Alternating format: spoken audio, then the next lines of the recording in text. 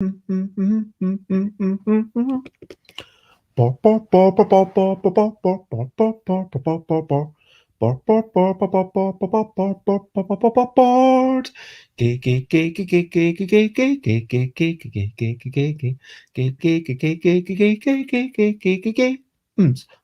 games, board games. I might be talking about board games, specifically root, and I'm not gonna shout.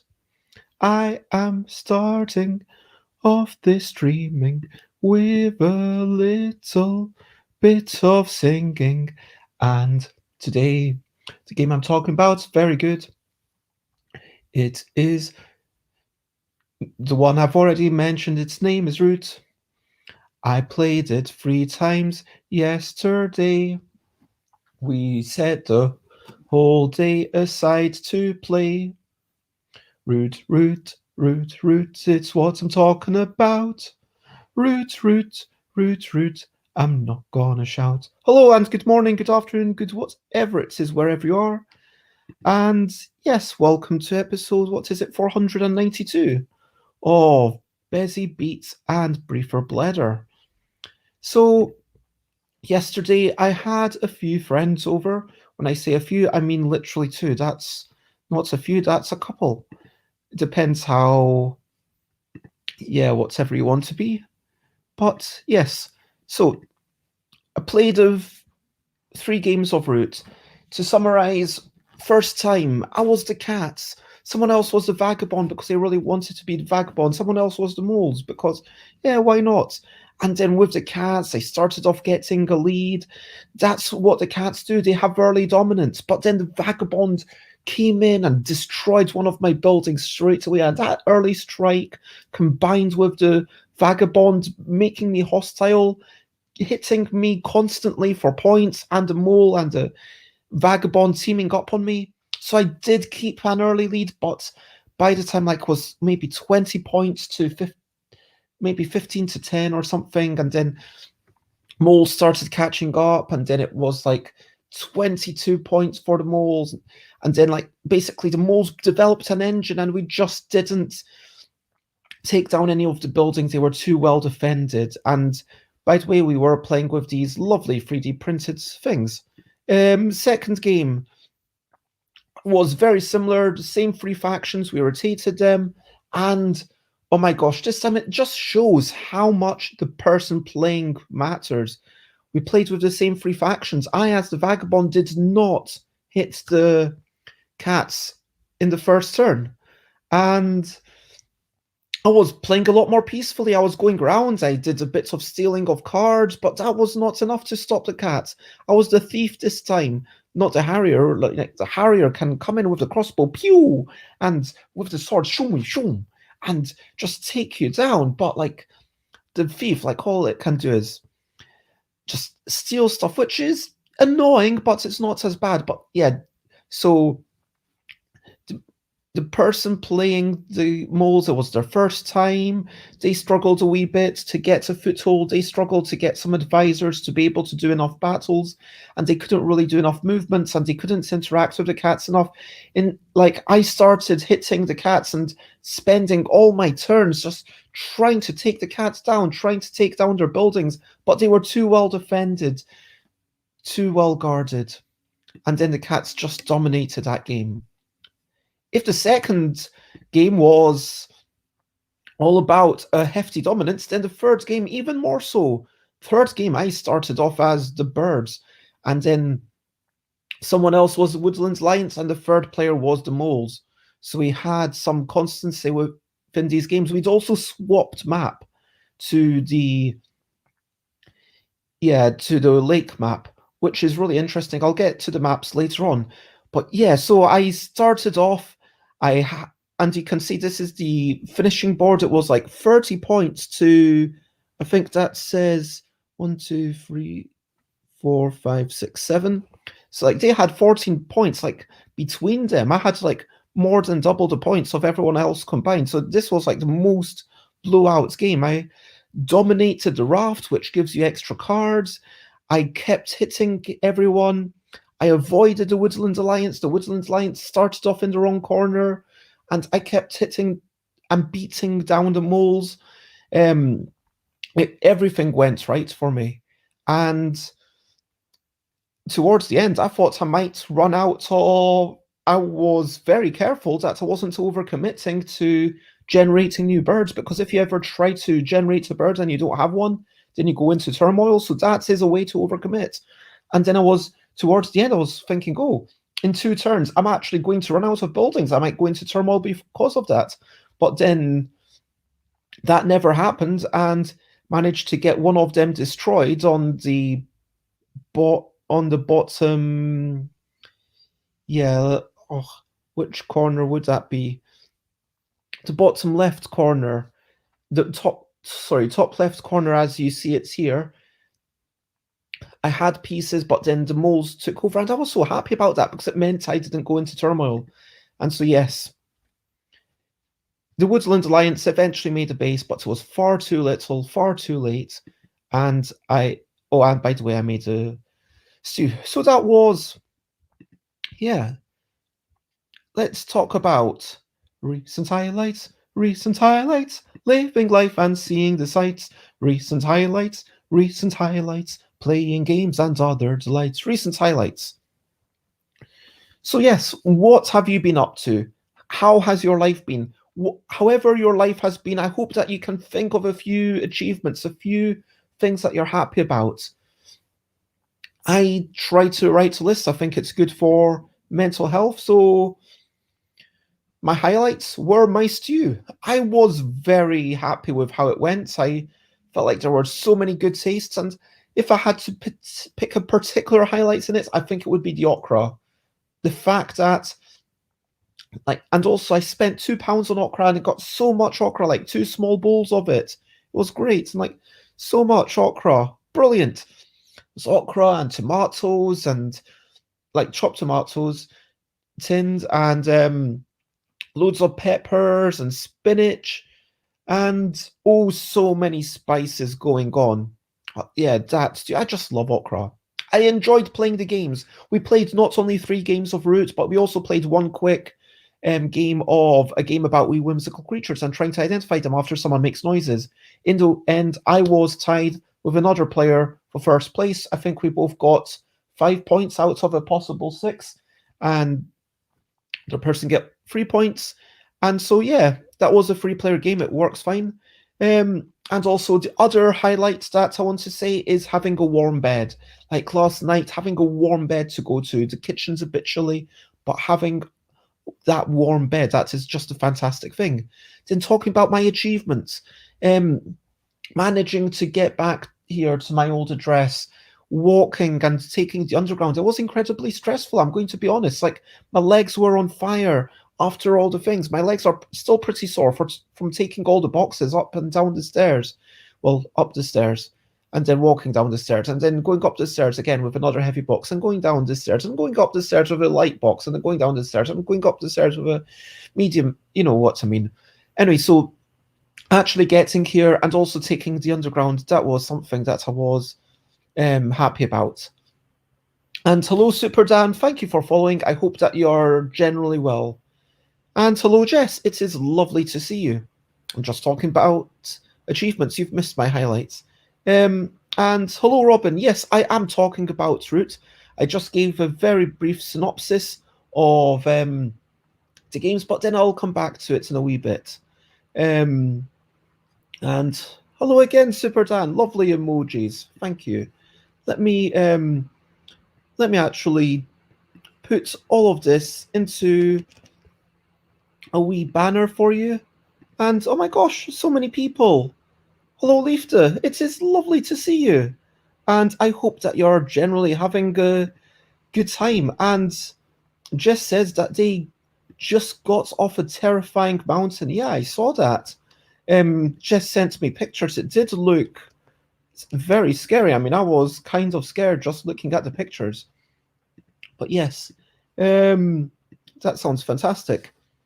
Anyway, so my achievements were walking here, navigating the underground, and at one point I was overwhelmed by, oh my gosh, there's so many football supporters. They got onto the underground, and then they stayed on for some stops, and then these football supporters in the underground, there were so many people. I was trying to take a sneaky photo, but I didn't feel comfortable. Just to say, they were crammed together, like literally. I don't know how many it would have been, but like in this amount of space, like it would have, like there was one person whose leg was constantly touching me because they were standing, and like people were jam packed together so much, and the football supporters were singing and they were banging the ceiling and banging the lights because that made the most noise, because they were just trying to make the most noise, and that was um quite, yeah, alarming, frankly, and quite. I was quite bothered by that.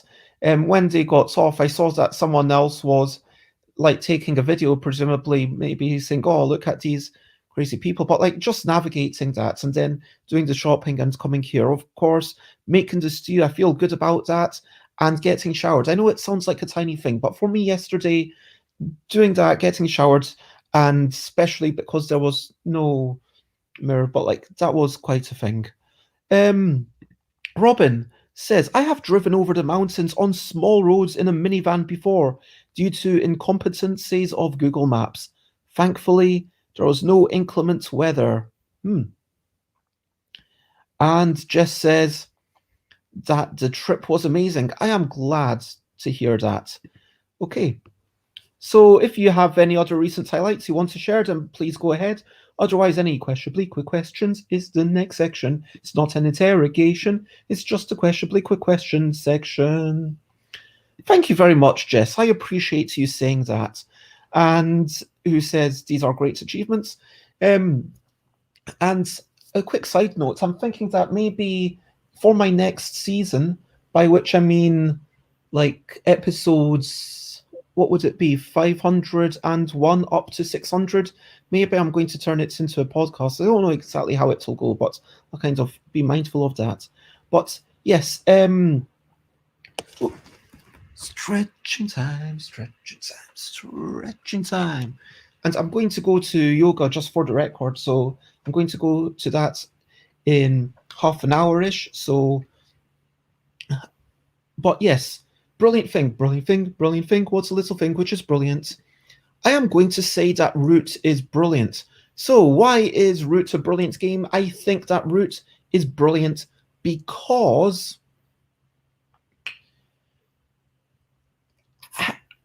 I just love how it's so modular and it changes itself so much. The asymmetry, it feels little enough, like it's not so asymmetric that you can't get a handle on what's going on. It's everyone's generally going to 30 points. Everyone except for the vagabond can go for the dominance cards, and the vagabond's got their own way around that. And you've got a handle on what's going on. I think that the game's not so tricky. The game's simple enough that you can say, oh yeah, this is what you're doing. You're getting points by defeating people. You're getting points by taking out buildings. But everyone has some special rules. Now, the asymmetry of the game means that you can tailor it to what you want. If in one game, one player plays the vagabond, one player plays the cat, who starts off with this really dominant space on the board. Actually, let me go back here. It's when one, the cat starts off with such a dominant position, and then the moles are kind of building up their engine and trying to sway ministers and getting people together and trying to get people together just to have more actions, whereas the cats, their engine building is in being able to do more crafting and doing more recruiting. But the moles are kind of more about, hey, now I'm going to be able to do more battles, and they kind of grow in a slightly different direction, which is really interesting. But the vagabond is completely orthogonal to that, and is just this lone wanderer collecting items, doing their own thing, and sometimes saying, hey, I'm going to come and make trouble. Hey, what's going on? I'm going to make trouble. And everyone's got their own thing. And then you play with those three factions and maybe someone wins, and then you swap those three factions, and even though it's the same three factions, because everyone will approach those factions differently. And that's the key thing, because in a game, let's say a game that was totally symmetrical, let's say we all started off with something like the moles. Okay, we might play slightly differently next time, but we're still the same people, still with the same possibilities. Where suddenly, if I used to be the cats, now I am the vagabond, of course I'm going to play different. Now, of course the moles are going to be different because they're being played by someone else. Of course the cats are going to be more skillfully played because Mike's a better, well, yeah, Mike did play the cats a lot better than I played the cats, and also maybe it helped that Mike wasn't hit in turn one by the vagabond and also the mole, and that really knocks. But like that's the thing, like you rotate them, and even with the same factions, once you swap them around, there's joy in seeing how other people will play with these same factions, and I think that's what keeps the game interesting, even when you just have the base game. And then when you get the expansions with all the extra factions, and then you say, okay, let's now bring in the birds, and then I play the birds very well. I like to say, as you can see by the scoreboard, I'm going to actually make this bigger just so you can see how much I wait. There we go. Does that work? Yes. So as you can see by that scoreboard, I clearly dominated the map. Yeah. Thank you. And hello, Salty Horse. Sorry, I didn't say hello. But yeah, just swapping the cats for the birds and having the vagabond turn into the Woodland Alliance and are similar, but then not only can you change things, and I think it's about if you like learning rules and seeing how different things fit in together and thinking, oh, this is a new way and things have new context from different places, and the same thing, like the items that the vagabond is collecting in a lot of games, it might just be, oh, once the hammer's gone you can't craft a hammer again, there's only one hammer in the game. But once the vagabond is in the game, that takes on new meaning. Every character that's in the game adds new meaning to everything. The traders mean that suddenly the warriors aren't just warriors that you're placing on the board, but it's also a question of how many extra warriors do you have, how many can you afford to give, to sell to them, to swap for their economy. And that's why I think that route is absolutely a brilliant thing. And so, yeah, that's my brilliant thing. So let me catch up with the comments, and if you've got any questions, please do get them in the next few seconds. Jess says it is snowy in Edinburgh and Huddersfield. London is a wee bit chilly. I wish I were in Thailand for sure. Mountains are brilliant, says Jess. Yep, I mean, I have to admit, I would want kind of someone maybe to calm me down to, make me feel safe, but I would like to go with you one day. Robin says, I've downloaded Roots on mobile. Oh, I don't know that. Is that the same as the Steam version? Because I was introduced to it via the Steam app at the start of this year, and I've just really fallen in love with it this year. It's coming to be my number, I don't know what number, but it feels like it's in there definitely in my top 10, top 5. So I've played it on the table and enjoyed it. I have a hard time retaining all the information in digital form, says Robin. Oh, I don't know the mobile app, but I will say that the Steam app I find is really useful. But one thing that I find is that when I play it, I do have to constantly refer to the rules. I do have to refer to the law of root.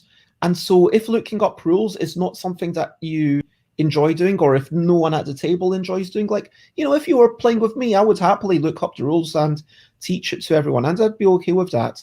But you need to have someone, at least one, maybe two people who are okay with looking up the rules. And that is one problem, I will say, with Roots, that there is a lot to learn, and there are a lot of little bits like, oh yes, you can't place in the keep. Oh yes, There's that little rule about the field hospital. Yes, the mole starts with two things on either side, and that sentence could have been written a wee bit better. Salty Horse says their approach is normally, I have no idea what I'm doing, and so that changes the game in its own way. Many mobile versions of board games these days are basically identical to the Steam version, says Robin, which is a very good thing. Yeah, that's part of the problem. Playing it at the table, we had our rules guru who taught everyone. Yeah, I think that if you are willing to be the rules guru, if you are someone who actually, I think that route is best. If you are someone who actually enjoys sometimes reading rules and be like, oh, okay, how will these things fit together? And pondering the ramifications of that, Roots is an amazing game for you. Otherwise, it's, a good game. I would definitely encourage you to try it, but it might be less amazing, is the truth. Salty Horse says, I agree about having a hard time visualizing stuff, and the digital version doesn't show you all the player aid with the rules. You say that, but on the Steam version, you can click, and then it says, oh, go back, and then it reminds you of everything, and then it has all the tips, and maybe, like, to be fair, if you're playing on a laptop or a desktop, there's a much bigger screen compared to the mobile, so that might make a difference. Yeah, perhaps reading through tutorials would be better. I would suggest if you go to Board Game Geek, you can get to version, I can't remember whether it's 5th edition or 4th edition of the rules, and then print that out. It will, it's quite a bit of paper, but I found that having a paper version for me, because I learn much better on paper, and having that paper version, just allowed me to look it up. And I've got to be honest, there did come a point where I was, oh, I can't remember that. How did that work? Okay, let me check. Okay, that's what's going on. I always find that some information is a bit missing, says Salty Horse. I think it assumes the user interface automates stuff, so it's not important to show it as text. Oh, I should say that in the app, you can click a little button and then it'll show all the things on the side, kind of like when Board Game Arena shows you everything that's happened on the side, and then you can read it to get a better handle on everything. I think you can do that. And Robin says, I prefer to learn from a person, of course, but paper might be better than digitally for memory retention. I mean, the interesting thing is that the truth is, I think that my favorite way to learn is a mixture of things. My favorite way to learn is a mixture of me having the paper. I want to be able to read it and see it and retain that information. I also want to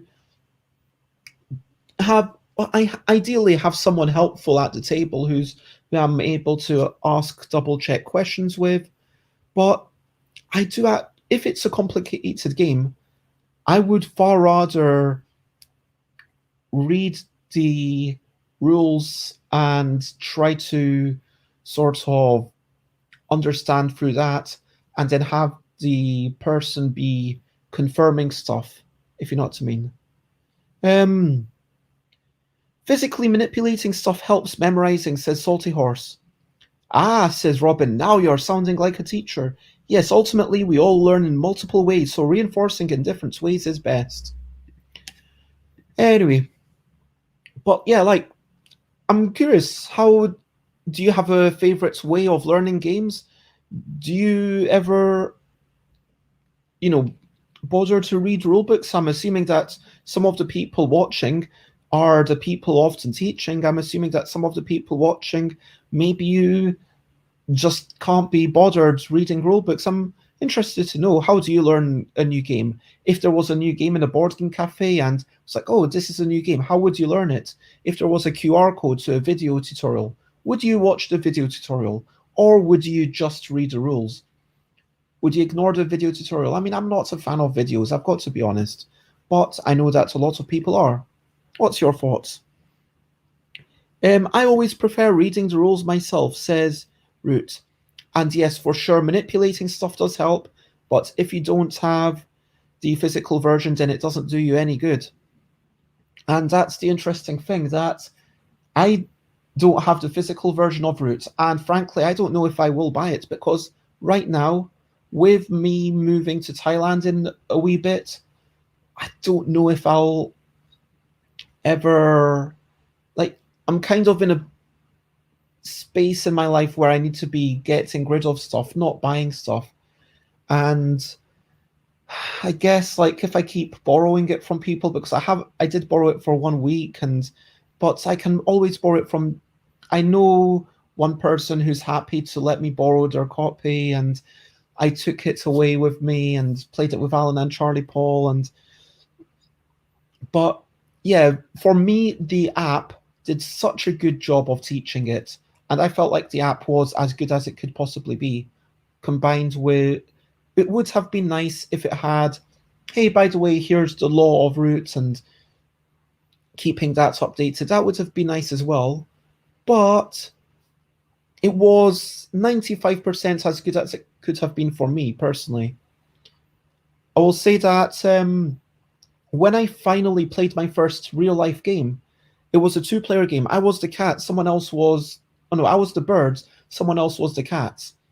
And Dan, Scrappy Kid, you might have heard them, like seen them on Twitch, friends of the show. We met up, we ate some food together, we went to drafts and played this game, and then we battled each other at Roots, and we played two, maybe even three times, because two players, it's quite quick, and then had a good go of it.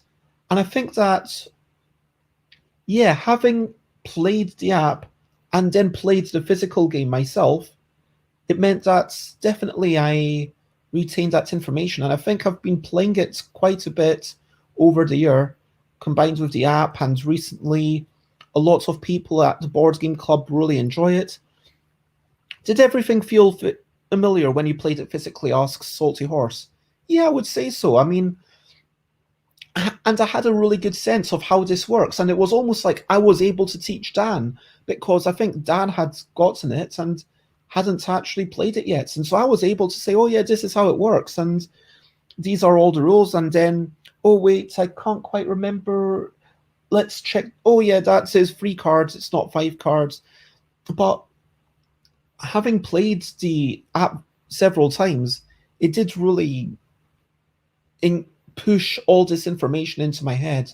And I think one really nice thing about the app that I love is all the challenges where it says, oh, can you win when you're trying to get to 40 life? Can you win when you're trying to get to 40 life?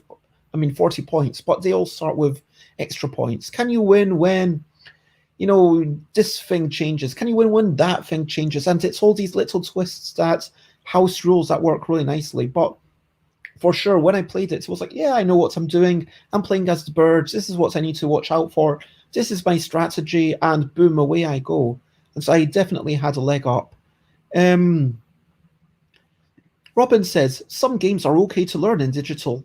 Burgle Brothers, which has a heavy emphasis on exploration and choosing where to move next, worked great for me in digital before I'd even touched the physical version. I shy away, says Salty Horse, from trying games online because I can't dedicate enough time for playing in real time. And playing asynchronously stresses me out, because I always think about the game. Yeah, I can get that. Like if you are doing one move a day or one move every week or whatever it is, then you're always thinking about that. Oh, what's going on? How can I do a good move?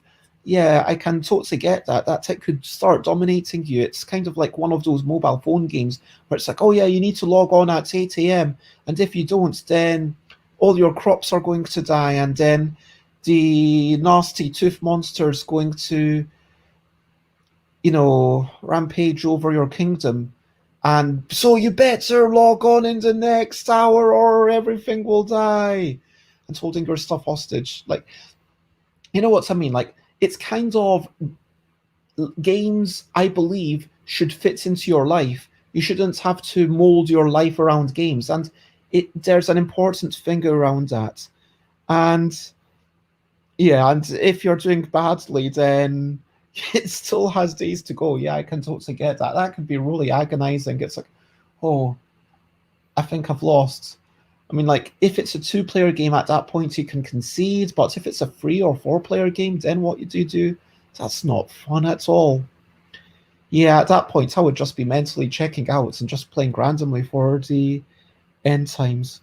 Um, Login bonuses are exploiting addictive tendencies, and even worse than the bonuses are the ones where they like take away like all the progress you've made. Like that's just really horrible. I mean, there's a lot of games that really tap into the work, but you know what I mean. Like even games that don't do it on purpose, some games do take over your life by accident, and that's something that I think we need to watch out for. Like that's part of why I quite like shorter games, because in the option between a 20-minute game even and a 10-minute game, let alone a 1 hour game and a half-hour game, the truth is that, yeah, Ticket to Ride London or Ticket to Ride New York, I can play that, and we can play a quick game of that and then have tea or dinner and then chat.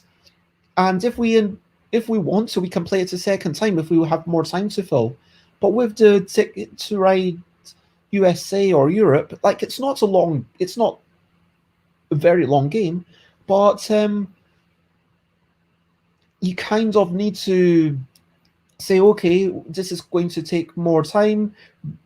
Is every It might be the end of the night, and you could play another quick game of Tickets Right to London or Tickets Right to New York and say, yeah, let's play a quick 20-minute game and then we'll all head out. But if it's like 10 o'clock and it's like, oh, do we want to play a 1 hour game? Then that's a very different question.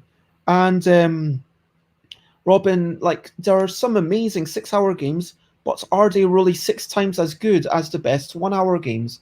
And sometimes it can be an absolute joy to build your life around things. Like, let's talk about Roots again, where I dedicated yesterday, as did two other people, to playing Roots with friends, and we built our life around it a little bit. I was like, okay, I'm going to be coming back here, and I'm going to be making a stew because I want to be nice and host and make sure that everyone is fed. And we are going to be playing from about 2, maybe 3, until whenever, like I said, come after 2. And so, like, I liked 1 o'clock. I was like, okay, I'm hopefully going to be showered by 2 because I'm running a bit late. But people came at 2, 2:30, 3 o'clock, and made some food, and then 3 o'clock, maybe 3:30 until I think 10 o'clock, we were just playing 3 games of Roots, and it was like after each game, oh, do we want to do another game? And I was a bit worried because I didn't want it to be something that we start playing slower. I wanted it to be quicker than the first game, and it did speed up each game. Like we got more used to the characters. Like I'm going to be honest, Mike was playing a bit slowly, especially in the first game as the mold, and in the second game was like there was one point where Mike took a bit too long. I said, "Come on, Mike," and Mike's, "Oh, sorry." And then I'm not trying to be a jerk. I don't want to say you can't take time to think, but you have to be cognizant of everyone else, right? I mean, I don't know what everyone else thinks about analysis paralysis. I mean, it is a serious thing. Sometimes people feel overwhelmed, but at the same time, if you're feeling that way, sometimes just accept that you're going to make a bad decisions, accept that you might not win. Play randomly, play whatever the first thing is. Roll a die if you really have to make a choice, but keep the game moving, because to dominate all the time, it feels a bit you're trying kind of taking away the joy from other people. Now, anyway, going back to the point about are these games worth the time? In my mind, I'm thinking, yeah, like Root, it is a big investment, and you do have to take that time. Go, that's a really big investment. That's a lifestyle game where if you were to tell me, oh, I'm only ever going to play 1 hour of Go, and that is it for my entire life, I would say it's probably not worth playing it in that case. Because I would say that Go, it's 1 hour. After 1 hour, we will start playing some vaguely interesting games, and then maybe as time goes on, we will eventually start learning together, and then we'll have more and more interesting games as time goes on. So, Go, chess, all these abstract games, they are essentially lifestyle games. You have to build up that dialogue. I mean, Go is the easiest one to get into just because you do have that stone system of, hey, I'm better than you. I've played hundreds of games, you've played none. So here, start with so many extra stones. And we're all going to start on a tiny board. And then we'll start on like a 5x5 until you beat me, and then a 7x7 until you beat me. And then we'll go to a 9x9, which is the smallest one that's meant to be possible. Don't even start on that 19x19. Don't worry about it for now. Again, try to make it accessible. But it is a lifestyle game. Now, Magic the Gathering, is that worth it? Because when you think lifestyle games, that's the one that comes to my mind, and that's totally different because of the money involved. That's the difference. And Roots, okay, that's not as bad a thing because, sure, it is an expensive game, but it's not like I have to come with my own deck like Magic. It's not like I have to pay to be part of this draft like Magic. It's a case of I am playing, and sure, I spent a wee bit of money on a Steam application when it was on sale, but now I can borrow the game, and that is the game. It's self-contained, but again, it is kind of like a lifestyle game. I think there are some games that are worth it. And when I go to Bastion, when I go to Wales, Conway, for a long weekend in January, every time that I've been, I've made a point of playing a couple of games that are a lot longer than the kinds of things that I would normally play. Last time I played Eclipse and was like, yeah, this is a good game. This is a nice thing. Did I feel like, oh my gosh, there's so much more potential? Not really. Did I feel like, oh, that was worth the 5 hours that I spent on it? Yeah, because I had like that was because I rarely play games of that ilk. Playing such a long game as part of this long weekend, it felt worthwhile, and that's going to be something that I remember. But do you know what I mean? And I love Salty Horse's comments. Free Cell is my lifestyle game, so like even that tiny game. But yeah, that's actually a fair point because there's a lot to learn in that. But there are definitely some games, like even if you only play, 20 minutes of Free Cell, it might still be worth it. You might still have a satisfying experience. And I like to think that of my games, that even if you only play 2 or 3 games of Wibble or Kitty Cataclysm or a game about wee whimsical creatures and trying to identify them after someone makes noises, like even if you play 1 game of it, I like to think that it's worth playing. It doesn't have to be a lifestyle game.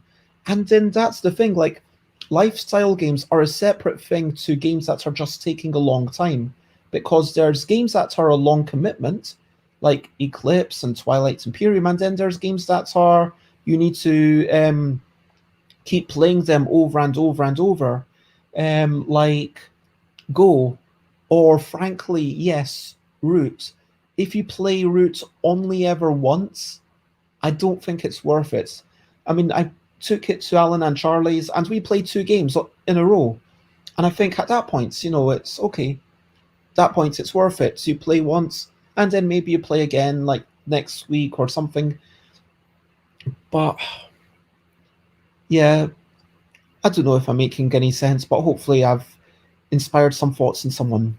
Robin says, there are some games I cannot play because of analysis paralysis, mostly video games, because there's nobody gently prodding you to take your turn.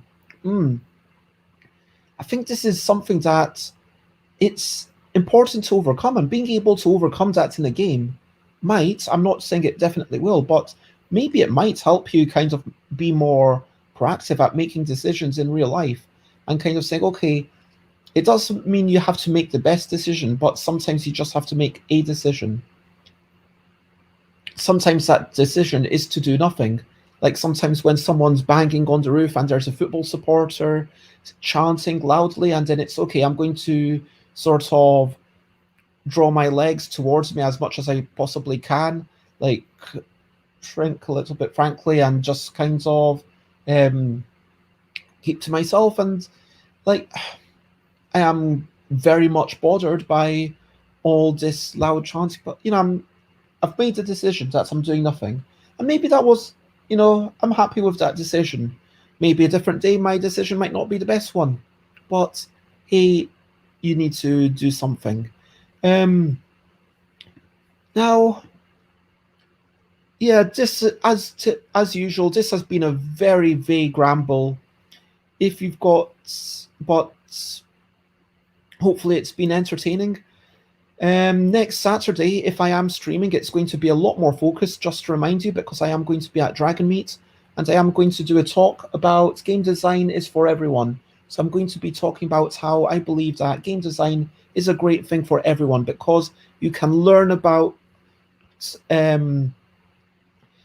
learn about taking criticism, giving criticism, how your creations are separate from yourself. You can learn critical thinking. You can learn about the process of iteration, and you can see how people react to things. And all of these are useful skills for life. Not to mention that if you just want a house rule a game, then that's obviously something cool. I did realize that one thing I should probably mention about Root is, firstly, I'm going to do a very quick review of all the factions because there is so much going on. Firstly, lake map. I like the lake map. It does feel like it makes it more difficult for the Woodland Alliance. It does feel like, with the way that I, as the bird, was able to dominate the raft, if you move across the lake with the raft, you get extra cards. So each time you move, you get a card, and if you are keeping control of the lake, then you are keeping an extra card. And so if you've got enough forces, which it's quite possible to do with the birds, and I imagine it would be quite possible to do with the cats as well, although maybe slightly more difficult because the birds have that strong, tight focus. And so it might just be that this map is very good for the birds, frankly.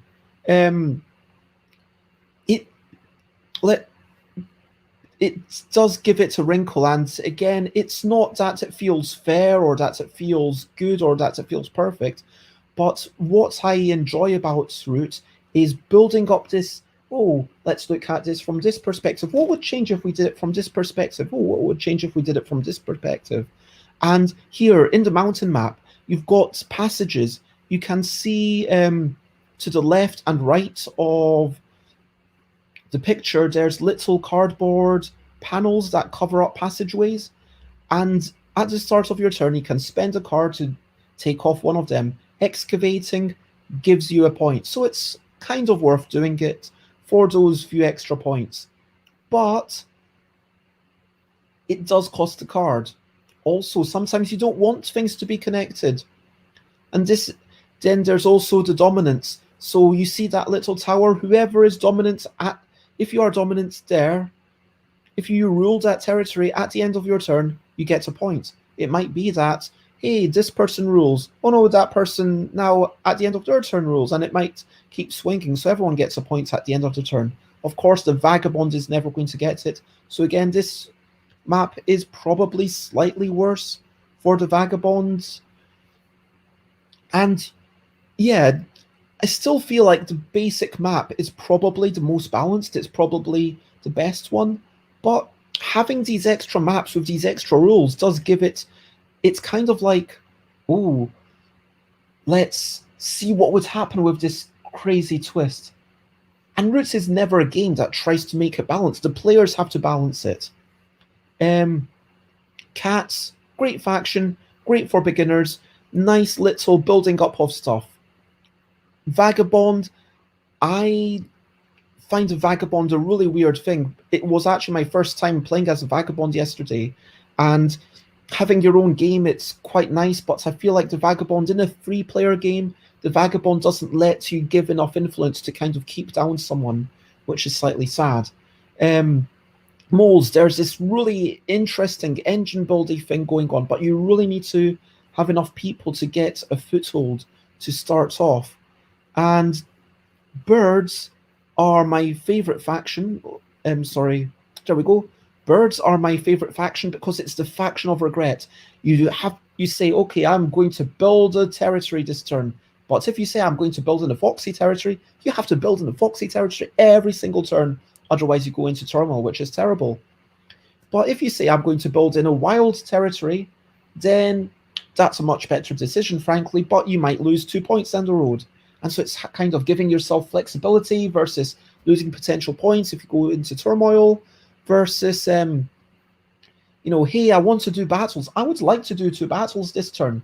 And absolutely, it might be great this turn to put 2 battles. Would it be worthwhile? Could I keep doing 2 battles every single turn? And this is the kind of decisions that you create future obligations for yourself. It's kind of like building the noose with which you hang yourself, and you twine this rope, and if you are able to do all these things, then great, they become like opportunities, and if you can't, then suddenly it becomes like an obligation that's hanging over you. So like, you can probably tell by the way I'm talking, like the cats are just my favorites, and the Woodland Alliance are great, but yep, that is that. I'm going to very quickly finish up. Robin says, the problem was that micromanagement was actually enjoyable. I'm talking about strategy RPGs mainly, but optimization syndrome can keep you playing around with the nitty-gritty tiny things forever. I can get that. Ranking of the meatballs, I don't know. I'll leave that for another day. I do apologize. Yeah. None of them are red, I don't think. But Vagabond lets you pick between different meeples. So Vagabond clearly is best because it's got all the different meeples in one faction. I think that the Stern Birds are... I don't know. I would have to have another look at them. But, oh yes, there is red in the upcoming expansion. I am very curious about that, and I feel like I'm starting to... But I still would like to play a wee bit more as the Woodland Alliance and Corvids. Well, I've never played as the Corvids. I would like to play as them, and I would like to play more as the Woodland Alliance, so I feel like I have a good handle on them. But let me recap and wrap up.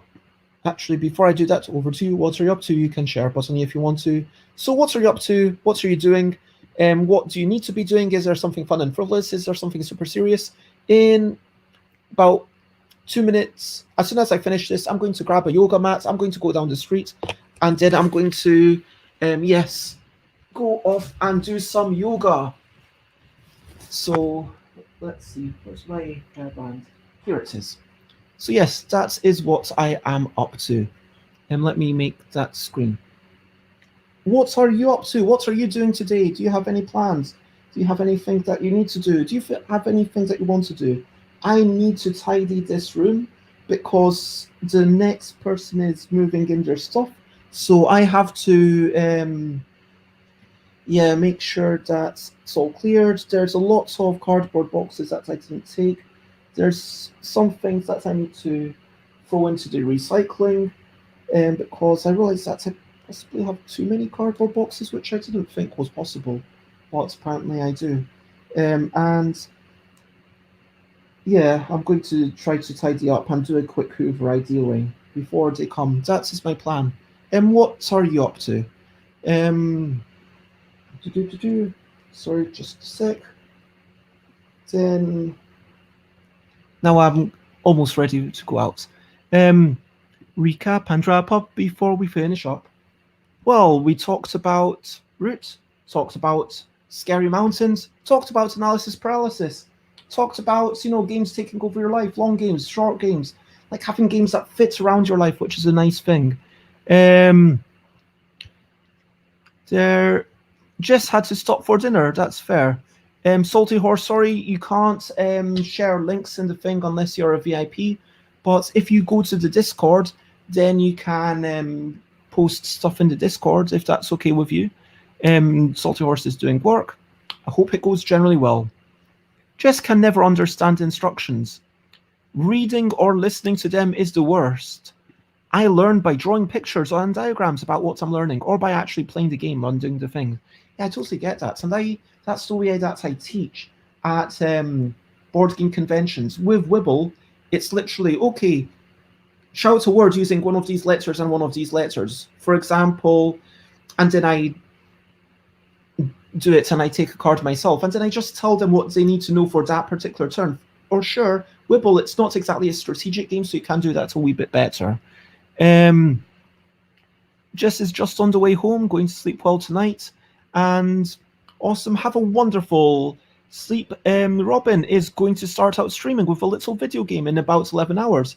Eventually, Robin hopes to incorporate board games into the channel, but this is a start. Fantastic.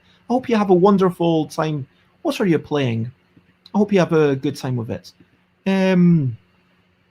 Now, I think everyone knows that if you want to check me out, I am Stuff by Bez everywhere. And if you want to check out my streams, then check out stuffbybez.com/streams. I am streaming every day at 10 a.m. UK time until next weekend, when I will stop and then have a very short break for 1 week. And then Saturday, I will have my epic 500th episode, which I have invited special guests on. Mandy Hutchinson has agreed to come on, and I need to get back in touch with Scott Nicholson, but now I'm going to try and sort everyone out once I've got my internet sorted on Tuesday. Yeah, I think I did get back. But yes, I'm excited. Everyone, basically, some people said they couldn't because there's also PAX in the USA, but most people said, yeah, absolutely, and so I'm really excited about that. Anyway, and if you want to come on, then let me know. But for now, yeah, share, spread the word. Thank you, everyone, for being here. Lots and lots and lots of love. Lots of ADHD are like that, unless their special interest is instructions. Dragon Quest 3, awesome. And the legendary Scott Nicholson, yes, exactly, like the OG of video reviews. Yeah, I'm really excited. I'm a big fan of Scott Nicholson's video reviews. Like, they really helped me get into games. But once more, thank you, everyone. And there's only one thing that I have to say before rushing off. I'm doing yoga. Wish me luck. Bye. Bye, bye, bye, bye. This is goodbye song. Bye, bye, bye, bye. Thank you for watching along. Bye, bye, bye, bye. This is the intro. Bye, bye, bye, bye. And now it's time to go. Bye, bye, bye, bye. This is goodbye song. Bye, bye, bye, bye. Thank you for watching along. Bye, bye, bye, bye. This is the intro. Bye, bye, bye, bye. And now it's time to go. Bye, bye, everyone. Bye, bye, Robin. Bye, bye, Jess. Bye, bye, Salty Horse. Bye, bye. Lots of love. Oh, that sounds awesome. Bye.